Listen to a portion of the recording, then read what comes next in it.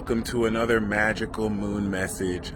This is the Peace Dealer, and we are ready to explore a supernaturally divine element of our own characters that is getting ready to take you beyond.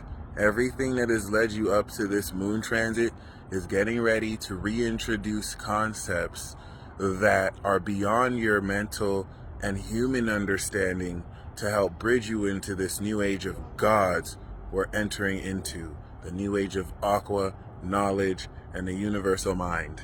For example, I've always been self-realized to the nature of the concept of X-Men. And as I ponder how this concept applies and how it will be transcending our identities, I chance upon a synchronicity and a license plate that says Magneto. And so Neptune is definitely going to be blessing you all with super in your face, hard to believe synchronicities and signs that have to inundate your critical mind, which will doubt this to oblivion as you've been conditioned to, so that you can actually break through yet again into now the actual practice and experience initially of this new cycle.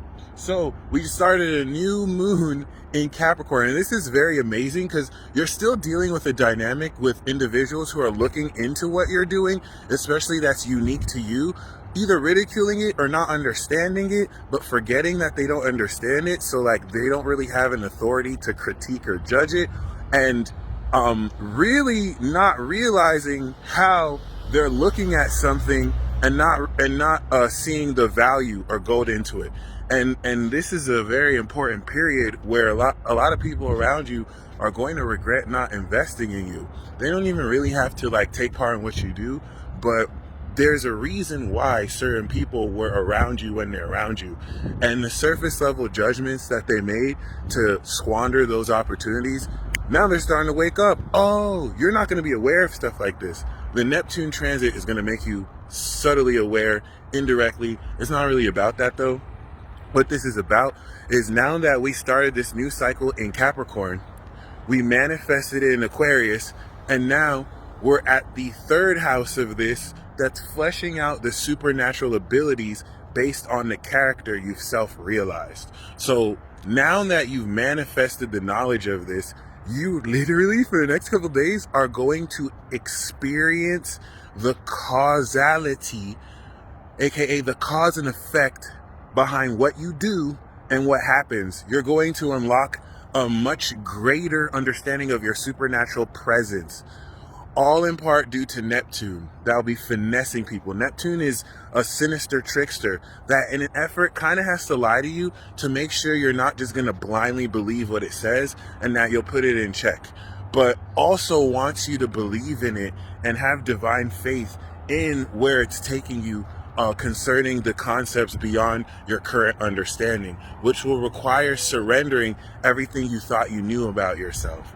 This also incorporates soul connections with people who, to you, it may just not seem possible or you're not sure, when in reality, you know, this individual actually connects to you more consciously than you would ever expect. But, you know, embrace mystery and enjoy it too.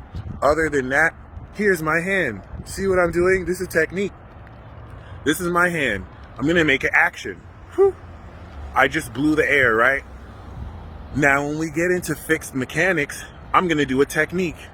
If I take this action of putting my hand like this, and then I apply a fixed mechanic, Aquarius, for example, or all the fixed axis, and I keep doing that, now this produces an effect, right? I'm taking an action, cardinal, I'm sustaining it, fixed, and now there's wind blowing from this action.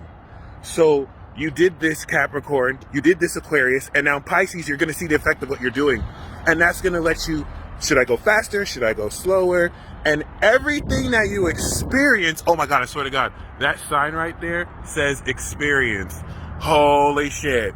Everything that you're going to experience is going to calibrate and prepare you for Aries, Valley of Fire. I swear to God. Wow, this is crazy.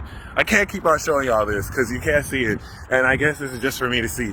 But I wanted to show you that because this perceptual moon in Pisces is going to be rife with synchronicities that need to guide your individual experience into something beyond, because it's breaking down abstract concepts that there's no words for, and so you need actual divine experiences. Pisces, you know the deal. Pisces moons, you already understand. So just keep that in mind, because shit's going to get so strange, you're going to question if you were ever really you the whole time, as now you're incorporating transpersonal aspects of yourself that are really just going to make themselves be known.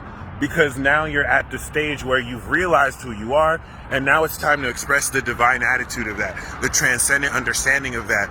And yeah, this is going to be super incredible.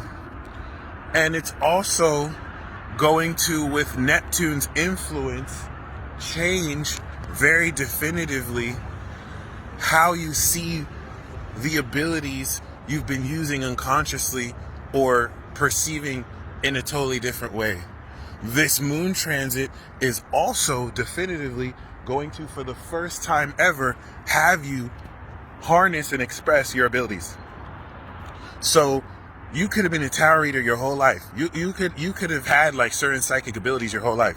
Now you're coming into self-realization, which is changing your understanding of how you use these abilities, and you're going to express an updated or new version of these abilities.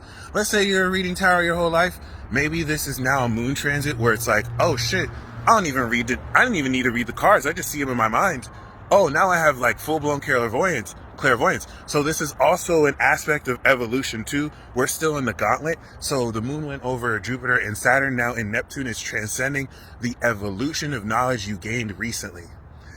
And let me tell you, what's going to be very difficult about this is the rapid information that's going to come out, and how the only challenging aspect of this is being willing to let go of limiting aspects of yourself. That might be hard because some people really are afraid of success. Some people like to hold on to certain limiting aspects because we can be comfortable in at least places where we know we may fail. This is gonna require you to actually take that leap of faith into a facet of yourself that you've never really explored. This is uncharted territory, my friends. And considering that Neptune is that source of influence that distorted is causing deception, the moon going over Neptune is going to have many of you understand deeper the nature of what was hidden. This is also going to take information that comes out and it get immediately spun. So make sure that whatever sensitive information comes out during this period, you honor the underground nature of it, but you be very careful what you're hearing from people, because deception could be laid on super thick. In the case that this Neptunian energy is aligned with truth, you're going to be uploading into your psyche the most divine of understanding. That, remember, third house to Capricorn is having you explore the divine attitude, receptive to every vibe about this self-realization of your character that's awakening. I told you, with this Pluto cycle, everything's coming out into the open. The purpose of this cycle is to take what you think about things and to expose what it really is. Concerning to, everything in the world, since this is in Capricorn. But I wish I can put in words better the reality of supernatural abilities that, based off of the manifestation of the knowledge of your character the past 2 days, you're literally going to be, not only activating, some of you through Neptune can walk through a portal and step into a whole nother realm, whether through astral projection or physically. So this is going to be very, very encouraging of you to really tap into aspects of yourself you're not used to. But don't worry, this whole moon in Pisces transit, you are going to be connected to Neptune, and Neptune is going to slowly but surely be guiding you, because it has trained you to understand and see these synchronicities as you see them. And with Neptune, this is going to be tied to a very significant soul party and soul mate dynamic where essences of your own soul connect non-locally with other people. Because now that the moon is transiting Neptune, it's in the spirit realm, it's in the astral realm. All your significant astral realm connections are also going to aid in how you bring out latent aspects of each other's abilities, so that you're going to see certain people react simultaneously to what you do. And both of your souls did that at the same time in the astral, but it just played out different here physically. Other than that, once the moon goes into Aries, the square that's going to lead into the 0 degree Taurus moon and 0 degree Aqua sun is going to erupt so much in preparation for, you know, a certain fated day where it all goes down. It's like it really just all begins anew. Other than that, stay real, stay true. There's been a super subtle element of these abilities that, because of how this culture is about show me this, show me this, show me this, it may be subtle, like it may be very underlying. So a transit like this is going to bring it all the way out to where the purpose of this is from moon in Pisces to moon in Virgo. You're taking newly developing supernatural abilities, and in 2 weeks by the moon in Virgo, you've mastered them. Okay, just like we mastered it last time it was in Virgo, now it's part 2 of the mastery, where now we're actually mastering working abilities. So this breakthrough is meant to be very divine. It's meant to transcend your understanding of yourself. This is an activating cycle, because once we step into the moon in Aries, it's going to be the first quarter square, where we now integrate a new understanding of our identity, 4th house Aries, into taking these abilities and now, you know, sharing this with other people. And it's finna be lit, because most of you are already using it. So this is now holistically coming into a full understanding of how to really think about your this realization, because that's the number one thing that's reasonably blocking some of you. You really don't know how to like ground the concept of being a celestial, divine, infinite being in a seemingly finite world. Some of you do, because you're just extra genius and amazing, but some of you, like me, may actually be caught in mental traps and like kind of get in your own way. This transit is going to get you out your own way.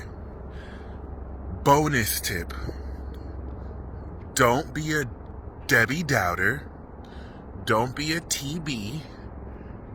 And that person who you know you have a deep soul connection with, connect with them. Hold and maintain that connection, and spend your time in a fish-tarted imagination fantasy reality until the moon leaves Pisces. Hold that space, and as you hold that space and feel that connection in your sacral chakra, you're going to see the experience of this come together. Miracles, my friend. If you believe in miracles and you believe in yourself, you're going to enjoy this transit. Peace.